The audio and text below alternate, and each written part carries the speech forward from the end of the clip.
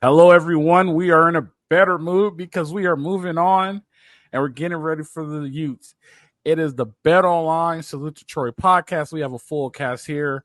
Our man Ryan Dye is off for travel, able to join us today. We'll start with Ryan, fresh from South Bend, Indiana. How are you doing today, Ryan? What's up? I missed you guys. I felt like a hole in my heart or stomach not being there on Monday, but way to hold it down. But yeah, happy to move past that game, look to the future. Always a fun game when Utah comes to town. So happy to get into it, but more happy to be back with the three of you. We're rolling to our world class athlete who still has her. All those noises you hear is her. That's why she made that face. While you fix your sound, how are you doing, Candice? I'm doing just fine. We go high school playoffs start tomorrow. My team is 34-0, so it'll be interesting. How many years is that? That's not one season, right? No, that's like the last two seasons. And tonight we had our senior dinner, so it was sentimental. But we still got 5 more games with quarters, semis, districts, and then the big show is at Ford Field. What about the Persia Doughboys? We'll have to go live. What'd you say? What about the Persia Doughboys? Y'all play the Persia Doughboys? We don't play the Persia Doughboys. If we could, Michigan has this real old school rule that doesn't allow us to travel outside of our neighboring states that we touch, and if we do, it can't be more than 320 miles. We are. The Persia Doughboys are in Detroit. Oh, yes. No, we don't play them. I don't think they're in our division. Oh, okay. And last but not least, we have the mad scientist, Mr. PhD himself, Jamal Magman Magny. How you doing, Jamal? Doing well, Fred. Excited to talk about the Utes, and great to get into it here on this lovely Thursday. I have a question for you, Jamal, because my wife asked and I couldn't answer the question. Do you have your PhD? I have a doctorate in education, in organizational behavior. Okay, so you do have a PhD. Okay, good deal. Because she listened, she was like, how many degrees does he have? I was like, I don't know, like 12. Definitely. The Trojans are coming back home to the Coliseum. Always nice to be the butt of all jokes on this show. I mean, I think it's the highest praise. That's what I'm saying. We're talking about how smart you are. Oh, pish posh. The Trojans come back to the Coliseum to take on the Utah Utes in a revenge game, going 0-2 last year. But this is a lot different game. No Cam Rising, no Kincaid. But Caleb is back, but there's no Jordan Addison, right? So there's a lot of things going on here. SC just got taken behind the barn shed. Utah is good, but isn't as good as they were last year. But one thing that still stands with Utah, they're tough as nails. And it's going to take a lot of grit to get through the Utes, right? So we have a lot of that going on. There's outside noise now happening with SC involving Caleb Williams. Lincoln Riley said today they took a loss, but at the end of the day, they're still undefeated in the best conference in America, and that is something to be proud of.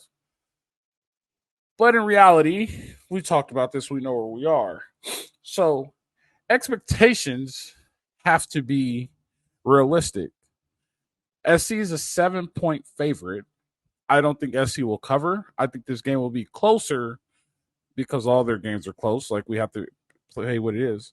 But my question for you guys as we go around the table, how much improvement do we see from Caleb Williams? And the reason why I asked that question of how much improvement do we see from Caleb Williams, because when you realistically look at it, his last 2 games, he has not been great. He wasn't great in Tucson. He wasn't great in South Bend. So are we going to see a reemergence of the Caleb Williams that we expect to see, or is it a plateau and we're just going to see this is the Caleb Williams we're going to see for the rest of the year? I would like to start that question with the Ryan, since you were absent from class on Monday. I always start regardless. No, I mean, I think we definitely will see an improvement. Hard to get any more regression than what we saw last week. I think the bigger question is, will we see improvement from the offensive line? And when you look at this Utah front, I mean, no joke. And this Utah offense, obviously, we'll get to, is not as strong as they've been in the past with, as you mentioned, no Cam Rising and no Dalton Kincaid, but this defense is maybe better than they've been recently. I think they're 9th in total defense in the country, and Notre Dame is 14th. And so SC got taken back because of that Notre Dame defense. And I think going against this Utah front is going to definitely be a challenge. So I think Caleb Williams will absolutely be improved.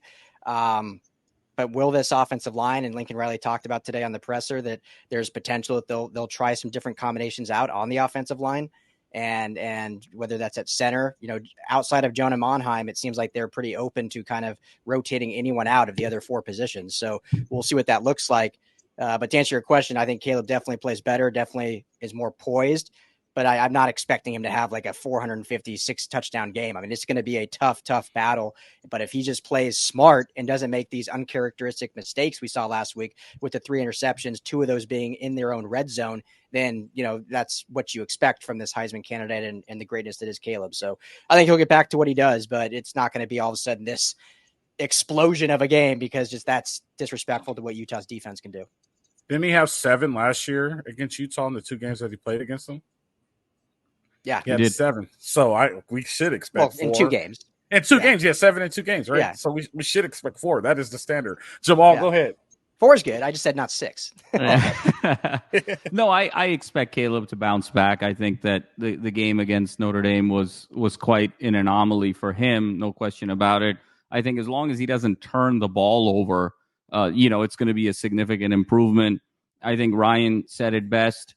This is yet another team that is going to have the key ingredient on USC, and that is being able to get pressure with 4. And when you're able to get pressure with 4, then you can use the back 7 however you like. You can drop them back, create crowded passing lanes. You can do things like delayed corner blitzes, delayed linebacker blitzes. You have a lot at your disposal. So I think it's going to be interesting to see how Caleb changes his game a little bit. Now, this is the 3rd straight game they're going to play a team that's going to follow this book, and the 2nd straight game that is going to do it with terrific athletes. So I'm curious to see how Caleb evolves his game, and maybe he doesn't hold the ball as long. Maybe he doesn't try and improvise as much and extend plays as much. He's a little bit more decisive with his reads, and he's maybe a little less greedy to go after the big play as often as he is, and kind of takes more of what the defense gives him. That's kind of what I expect to see.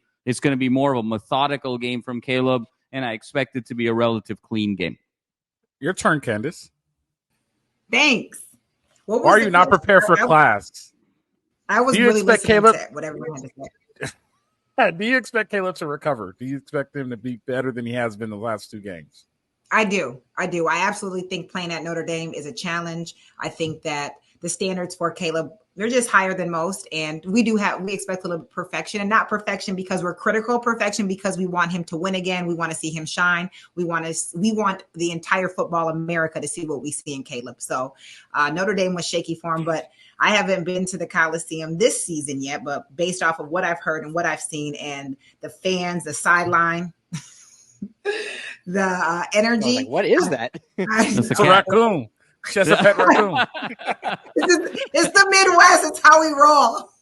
Oh, no, I totally expect for him to regain his composure, show up and show out for his fans. And I'm looking forward to this comeback for him. What if I told you that Caleb Williams is going to throw for a lot of yards? I say he's going to. What if I told you that Caleb Williams has the opportunity, if he's put in the right position, to throw for a lot of yards, and USC could be put in a position to score a lot of points? What if I told you guys that? Would you believe me? I'd be very happy if it does. Well, it is true, and I'll show you guys later. That's just a little cliffhanger for you guys to show you why he'll be able to expose this defense. I do want to tell you this, Ryan. Did you know October is the best month for sports? Did you know that? I did. Agreed. Actually, yeah. Do you know why? Let me tell you why. You got football, college football. You got MLB playoffs. NBA tip-off, and NHL season starts. All happens in October. And if people want to take advantage of that, they could go to betonline.ag and get all the up-to-the-minute live lines, put in their wagers, collect a little bit of cash, and not only that, we'll give you a 50% match bonus if you put in promo code BELIEVE. That's BLEAV, and we'll give you up to 50% match bonus. That's betonline.ag where the game starts. So, here's the deal. It's also a great month because Jamal and Candice were born on the same exact day. Absolutely. So some universe or galaxy was not brought up. I'm offended that wasn't in your top 4. And it's ridiculous, frankly. What's the over-under that we have a cake on next week's Thursday show? We should go to BetOnline and see what that is. Hey, so I'm going to refer to the comments, and a lot of the comments that got on me because they didn't understand what I was saying. And I'm going to bring this up. A lot of people put the game on Caleb, right? And I think, Jamal, when we talked about this, you understood. And I was like, at one point in time, you have to have a championship defense, right? And championship defenses, those interceptions that Caleb threw, the score should have been 13-6 going into the halftime if you have a championship defense, right? You put Georgia in that situation as the number 1 team in the nation, it's 13-6. It may even be 10-6, right? You put Alabama, Florida, all these teams who have top-ranked defenses in that situation, they would be in a better situation, and they have a half to overcome it. I would like to see, and I always say this, I want to see a complete game out of we have yet to see a complete game out of all 3 phases. But I would like to see a dominant performance this week by the defense. I don't care they played a good game. They only gave up 290 yards and this and that. Well, the reason why is because they were in the red zone. They just gave up the touchdown once they were in the red zone. I want to see a dominant performance on red zone defense. 3 or less. I want to see multiple 3-and-outs. I just want to see Utah's offense get smothered. I want to start there. On offense, I'm disappointed in what Ryan said of how they're going to start rotating the offensive line and make something work. It's too late for that, man. It's way too late for that. We're going into game 8. We're going to game 8. We're about to go through the teeth of the schedule. This game right here was supposed to be like the first test. You remember I said, Candice, and you thought it was going to be prime, but I told you, no, it's not going to be until they see Utah. You did say.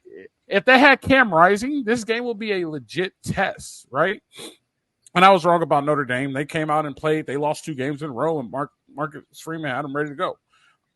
But this is supposed to be a legit test. Like, you're about to go and play you're about to go play Oregon and Washington, and you're rotating the offensive line, trying to figure the offensive line out. That's the most disappointing thing you could ever say in a press conference. And I don't understand why you would say that in a press conference. That means you're not ready to go play a championship game. You know what I mean? Like, you were supposed to sort that out. The only thing I'll say to that, and I don't disagree with you. I mean, this thing should be figured out here going into game 7. But just to iterate what Coach Riley was saying is because they did such a big rotation in the first 3 weeks. Remember, they were having an 8-9 man offensive line rotation for those first 3 games. They got enough tape to make this change if they so choose to. It didn't say they're going to for sure, but they have that option. So it's not necessarily a rotation. It's more of a, hey, we saw what other players can do, whether it works or not. So I'm not saying I agree or not. I'm just saying that It's not like they're going to this rotation. They've got these guys in positions that they've seen early in the season, and they might make a switch. I want to go to Jamal because Jamal brought up a good point. Monday, he has 3 points, right? So, Jamal, you remember your 3 points? How to beat USC? Yep. Do you see Utah fulfilling those 3 points? So can you go through those 3 points and just go through Utah and tell me about those 3 points? And do you see Utah fulfilling those 3 points? Yeah, Fred, my 3 sort of ingredients for beating USC, one I mentioned is the ability to get pressure with 4 and then be able to drop 7 back and then have optionality with those 7 on what you want to do. Second is you have to have elite quarterback play yourself. and to have your signal caller understand time, score, situation, pace, rhythm, what your team needs. And then third is you have to be able to win in short yardage. On those 3rd and 2s, 4th and 2s, you got to be able to win that. When you look at Arizona, they were able to do 2 out of those 3 things. They had elite quarterback play, and they were dropping 8, but they couldn't win in short yardage, as evidenced late in that game and in overtime. Notre Dame can do all 3 of those things, as evidenced by Freeman. Hartman is an elite quarterback prospect, and then they had Estime in the short yardage. When I look at Utah, I think they can do 2 of those 3 things, but they don't have elite quarterback play. And I'd go so far as saying Utah might have the worst quarterback play of any Pac-12 team this season. I think they might be 12 out of 12 in terms of quarterback play. Maybe you could argue Arizona State, but when you look at what Stanford did to Colorado last week, when you look at Cal putting 40 on Oregon State, it's either 11th or 12th. So they're so poor at the quarterback position. That is why I believe USC is going to win this game, and I believe USC will cover, because it's just not enough stress on the other side of the ball. This is half a team. Now, granted, this half team is really talented on the defensive side of the ball, but they are so deficient at quarterback right now. I just don't foresee a scenario where they can hang in this game unless USC does them favors in terms of turning the ball. I mean, they're so desperate offensively right now that Vaki, their strong safety, ended up having to play running back for them last week, did a phenomenal job, had 15 carries for 154 yards and a touchdown. But that's the state of affairs at Utah, where they had to pull a strong safety in, and he's become their leading rusher because they're just getting no quarterback play to speak of, and they can't just turn around and hand the ball to Jaquindon Jackson every play. Candice, here we go. It's your turn. It's your time to shine. Yeah. You're standing in the middle of the Coliseum, in the locker room, standing on the SC. They're about to go out and run on the field. What do you tell this USC team before they run out on their field after being taken behind the barn shed? How do you recover? How do you get your team to recover? I want you to tell them from your coaching perspective. How do you tell them that? So that starts in practice. It starts reinforcing what they do really, really well. Coaches are talking in meetings what they don't do well and how they're going to fix it. Then I'm talking about in practice, we're focusing on what you do well. We're executing and competing. That's something I always tell my athletes. Execute, compete, and have grit. Don't come out there and overthink it. You talk about that a lot. There's a lot of things going on. They're not able to process it. Execute, compete, and just be a dog. So if I'm standing out there on this right here, I'm like, we in the Coli, boy. We out here, Bloods, Crips, and everything else, and everybody came out here to see you play. So let's go. You understand what I'm saying? Do you understand? You want to be the bottom of the best conference or the best of the entire college football? And then Lincoln Riley's going to say, thanks, Candice. But on some real stuff, I'm just telling them to execute. And the more I see you break down the defense and start to get an understanding, the more I'm standing on the sideline with practice and watching young players develop and understanding the schemes and understanding the gaps. And I get what you're saying now, where I'm like, where's the thing? Or tackles. No, that's not right. Do it again. Reiterating to the kids, this is proper. If you keep doing it wrong, you're going to feel confident in doing it like that. And then you're going to get exposed. So, be confident and execute what you do really, really well. Do one thing at 100%. Don't do a whole bunch of things at 15 and 20%. I got you. I will say this. Yeah, I will say this. Everybody goes through a practice. Everybody goes through this. Oh, I can't wait to go to practice because I will. Well, no, everybody even goes through this in the season, no matter how good you are, because you played a bad game. And they say, every coach says, we're going back to the basics. Mm-hmm. And you just go back to like just tackling and just like going back and going over your base defense, because the whole season is a grind, right? And you have to go back to the basics. I think this was the game where SC had to be like, we're going back to the beginning and we need to reestablish and we need to do what we need to do and relay our foundation. We cracked our foundation. Well, the foundation's been cracking, but Notre Dame finally took the sledgehammer and put it right on the crack and broke it completely open, right? So we have to relay our foundation. And this was needed to be the practice where they needed to relay the foundation. And we will see if they relay the foundation or they just let it crack and break open, right? And that's something that's going to be – that's what I'm really interested to see.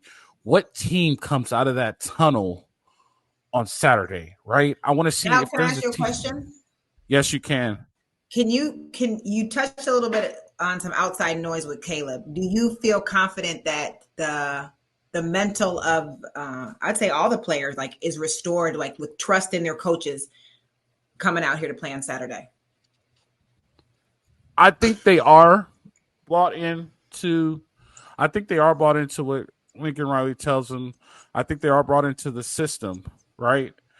But I also think that the outside noise is different outside noise. This Caleb talked about he wants half of the team. So I think they are really brought into the system. Before we continue that, I just want to let everybody know on the Mighty 1090, thank you for tuning in. We appreciate you guys listening. Hope the Trojans win. Fight on. See you guys Sunday on Victory Sunday. So to continue on, I think that they are bought into what Lincoln Riley's telling them. I think they are truly accepting of what's going on. I think Caleb has one or two issues, and I hope it's the latter. I think his first issue is that he's just finally smelling himself and his head is too big, and that he thinks he's the king of the world, which happens, right? It happens to everybody. Let me finish. And then I think the second issue is, and I think this was the issue last year, I think Caleb is just really, really smart. And I think sometimes when people are really smart, they get ahead of themselves. And he's smart, but he's also a 20-year-old kid, right? He's not smart as a 30-year-old man or a 30-plus-year-old man, right? He's a 20-something-year-old kid. So, he's smarter than everybody his age. So he tries to overexceed his smartness, and it's not the right decision. And it happens. And then when you go and talk to him about it, he's like, oh, yeah, I get that. And I think it's the latter, right? I think it's the latter, that he's too smart for his own good, which is not a bad thing. I'm not saying it's a bad thing, but that sometimes him being too smart sometimes gets him in trouble. You know what I mean? Check out the play. Well, why are you checking that? Well, I checked into this, but it was there. You know what I'm saying? The one press conference. But I mean, and that's why I asked that, because as an athlete watching him, I don't sense the full of himself, but I could see when people call you the king of LA and you got multiple professional teams there. That's a huge deal. But I sense that that used to be normal, homegirl. They used to be at our practice. Yeah, no, I know. I used to ride on those coattails right to Hollywood. Not a problem. But I say that to say all the schemes, all the man drops, all the gaps, all of the plays mean absolutely nothing if the guys are in the meeting room like, man, we did this the last, whatever he talking about. I've seen my husband come home talking about what goes on in film, and they're not bought in. So that's where it's as much as they're feeding them the X's and O's, how much are they believing? How much are they bought into doing? And if they're not, I'm not going to answer that question because I don't know, because I'm not in the meeting room. Well, right? I can answer it clearly based off the body language of the USC football team. If I was to guess, right, Jamal, it's not a rocket science, right? Body language speaks everything. No, we're not running that play because we tried to run your play, and yeah, we almost got whooped on by Prime in them. And their $29 million budget. This is my guess. If I was an offensive guy, I think they're completely brought in because they're putting up a bunch of points. If I'm a defensive guy, I would start to question, 19 missed tackles in a college football game on TV. Okay, we're way down there. You know what I mean? But that's just my opinion, and that's how I can speculate. But I don't want to say, oh, they're not bought in, because just put it like this: if I say, oh, they're not bought in, and the right person listens to this, and the next thing you know, they're like, damn, he does have a point.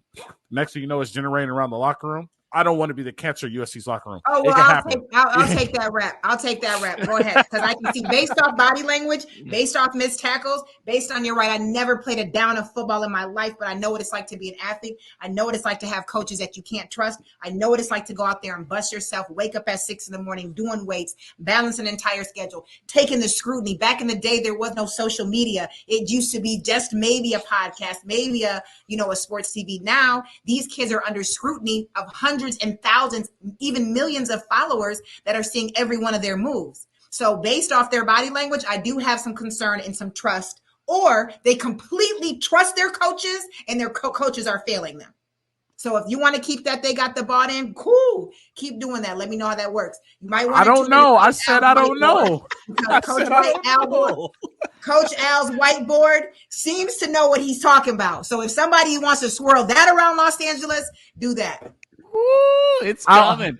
I will keep it on you. What do you want to see? What do you want to see this weekend from Utah against Utah? Against Utah, a dub and not a moral victory, Lincoln Riley, an actual dub. I want fireworks. I want them with the knife. I mean, the sword saluting Detroit. Like, show out. Oh man! All right, let's go. Ryan, I don't want to follow that. You go ahead, Jamal. Whatever you want. Go. Let's see.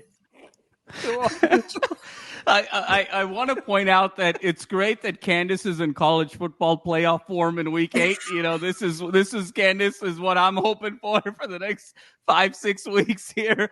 You know, you're in top form. Let me tell you, this is Georgia level form right here. You know, so I greatly appreciate it. Fred, I think this game again. I think it's about how they execute. With this now book on Caleb. Look, this is going to be the third straight team that's going to drop 7 back, and how does he handle it? And again, where is his level of discipline? Where is his head at and his ability to sort of execute the playbook? I think he's going to be fine. He's a great player. He had one bad game. I think it's interesting, though, a lot of the noise, and Ryan, I think you mentioned this on social media, a lot of noise has come out this week, and it's sort of interesting timing with it all, the combination of the report of Caleb wanting equity in the team that drafts him, even though that was something that was brought up in July. There was an article today on Lincoln Riley potentially putting feelers out to the NFL and ultimately wanting to follow Caleb maybe to the NFL. And then, of course, there was the Caleb response to the press conference of the Notre Dame fan running on the field and taking the selfie with him. So it was a very interesting week of noise, let's put it this way, from a public relations standpoint. So putting all of that to bed, putting a professional front forward, and really executing. I think so much is being talked about in this game of how Caleb is going to handle the defense. That's sort of the marquee matchup. But the other side of the ball sort of fascinates me in a bizarro world type of way. You know, in Seinfeld, there used to be this joke about the bizarro world. Yeah. And the other side of the ball is kind of the bizarro world, because it's the team that can't stop anybody against the team that can't score, you know, so something's going to have to give on that side. Utah hasn't crossed, you know, they've crossed 30 points once. They have a hard time crossing 20 points. And SC has a hard time holding people under 40. Something's going to have to give on that side of the ball. And ultimately, whatever side of the ball that ends up, how that plays out will go a long way in determining this game. Ryan, can you follow that? I'll try. I'll do my best. Yeah, it's interesting about all the one thing I'll say about the noise outside. And I think I tweeted this. I think that's what Jamal's referring to is, you know, Lincoln Riley is absolutely not Pete Carroll. And this USC team is not. Say it again, Ryan. Is not what it was in the early 2000s. It never will be. I mean, the times are different. It never will be.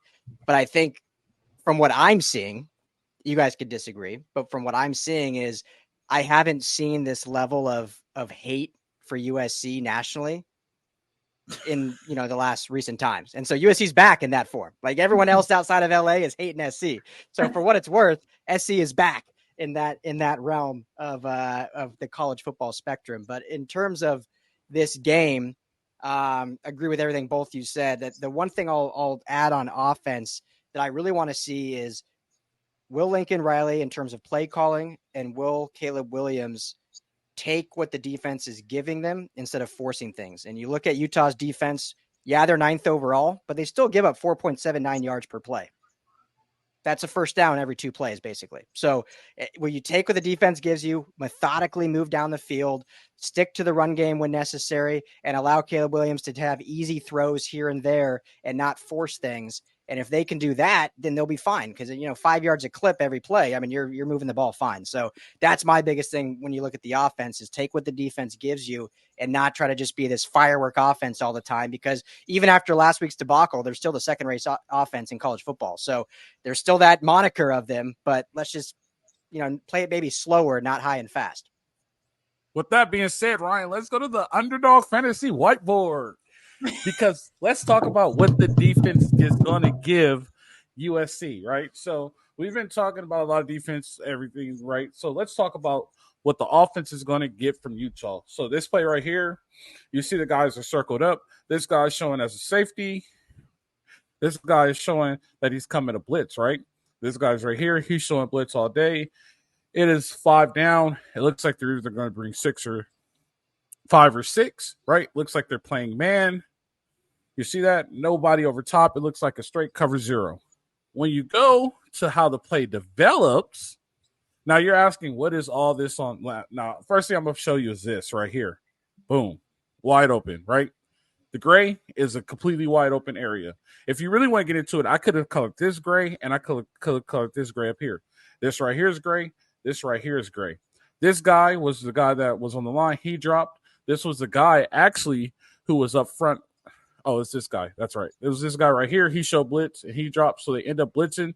If you see this guy right here, let me grab my pen and let's see if he'll show up black. But if you see this guy right here, this guy is what's called a cup. A cup or a pirate. All you do is you let the guys out and the defensive end comes around. Utah, believe it or not, gives up a lot. I watched a lot of film and I wanted to find the best one. And I thought this clip right here was the best one because they disguise in blitzes, which they've been seeing for the last 2 weeks. And then they're dropping into coverage, which gave Caleb a fit last weekend. The difference is Notre Dame was really sound and they had a lot covered up. Utah is not very sound what they're doing on their back end, and they're giving up a lot. Most good air raid guys, and we're saying Lincoln Riley is a good air raid guy, is going to take everything that you give. If you're going to play the rally game, well, I'll take 5. I'll take 5 all the way down the field.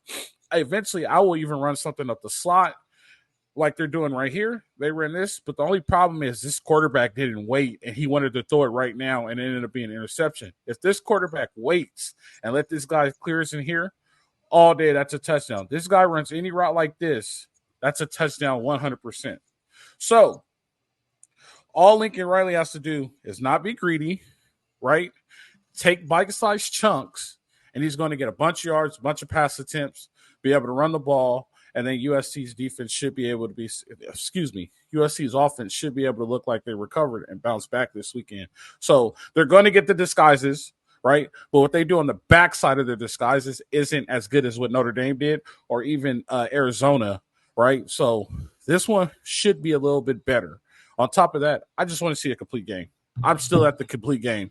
I want to see all 3 phases be complete. And like I said earlier, we're making shirts, Fred. When are we making shirts?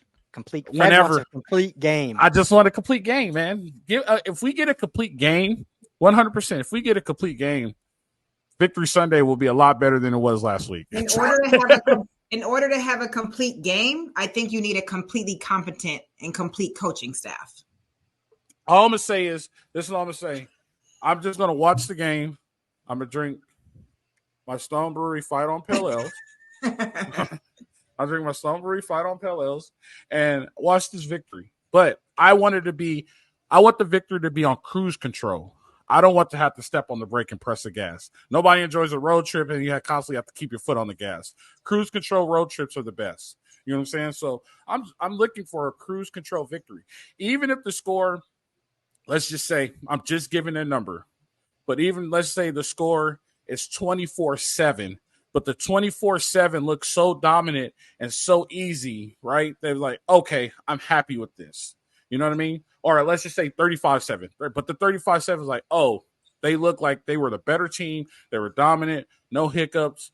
They cruised to the victory, right? That's all I'm looking for. Just one weekend.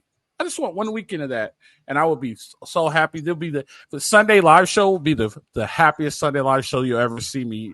I might have mimosas. I don't know. I'll be going crazy. You better be happy with 35-7. That'd be pretty dominant. That'd be pretty great. That's Fred, the one thing I'd like to add about the taking what the defense gives you in this particular game, I completely agree. I see it very similarly to what you and Ryan say. But the one thing you have to ensure when you do that is you have to play a clean game. Because if you just take an example, I'm just going to do simple math here. Let's say you get the ball, goes back of the end zone, you start at the 25-yard line. That means you got to go 75 yards to get a touchdown. If you're getting 5 yards of play, that's a 15-play drive. And a 15-play drive, in today's day and age with the running clock in college football, that's a 6-minute, 7-minute drive.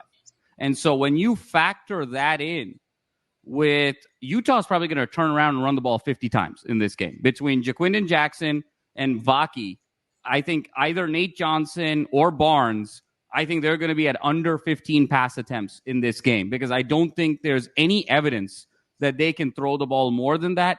And what it does is it takes away USC's lone strength on defense, which is that pass rush with the front. So when you have another team that's probably going to run right around 50 times a game, and you're just going to take what the defense gives you, what does that mean? The clock is going to be moving really fast. There's going to be a lot fewer possessions in this game, and I think that's where Utah wants it to be.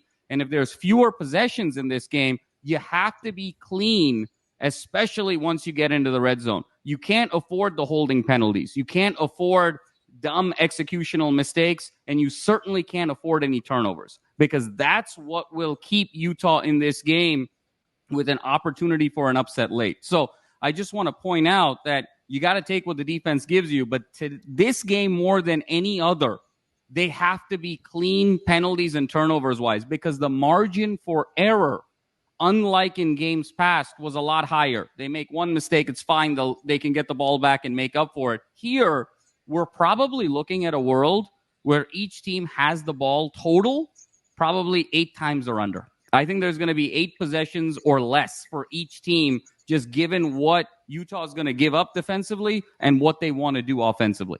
I could definitely see that, Jamal, and that's why I say I just want a complete game. That's why, I'm 100%. I agree with you. I want a complete game, and I also want the defense to come out and just show that they at least have a championship fiber in their structure. That's all I want, right? So say Caleb does throw the ball and they get it on their 49. Hold them to 3. Make them punt. Those are the things I want to see now because, like, we're moving down to the bottom fourth of the season.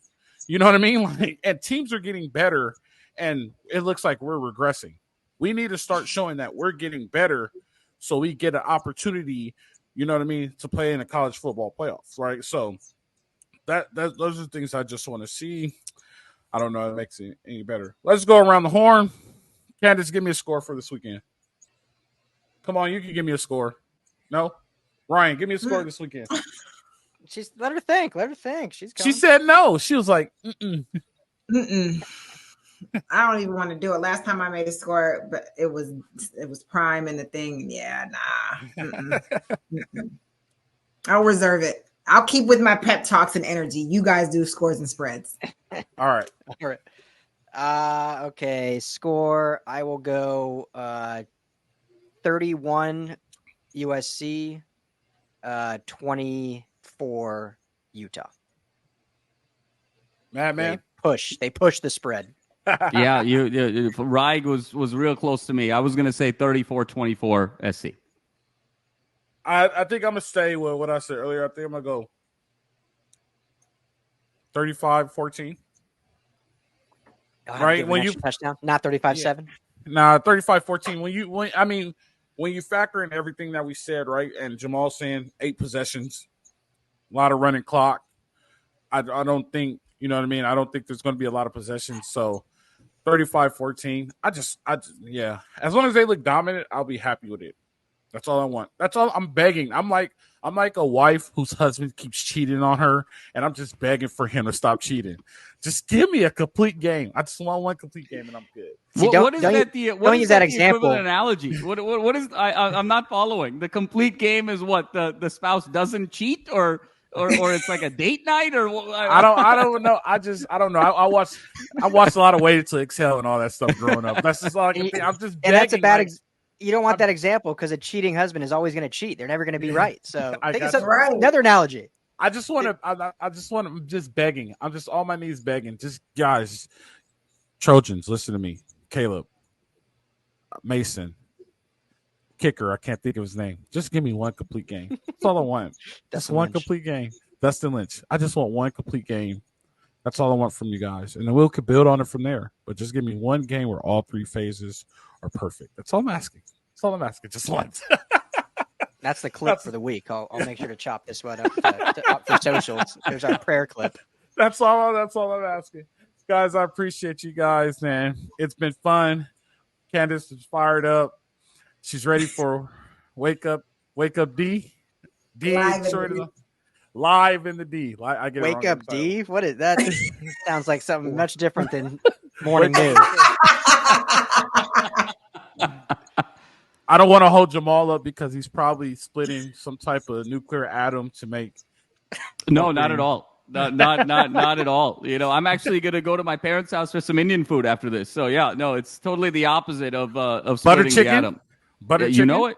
Oh yeah, butter chicken and rice. Basami.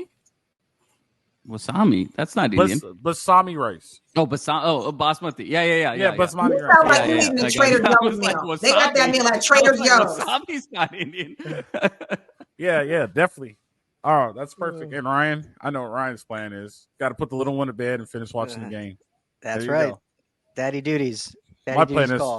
Yep. Well, I hear mine right now. Sounds like they got hands on an Orbeez gun, and it's close to 11 o'clock here, so it'll be good. Thank you guys for joining. We appreciate all your views. We appreciate everything you guys do. We love all your comments, especially Jamal, because he loves to check in on his fans. No, I'm joking. But hey, go to underdogfantasy.com. Use promo code USC LAFB to get $100 match. Like I said, we appreciate you. We can't wait for Saturday. Hoping for that complete game.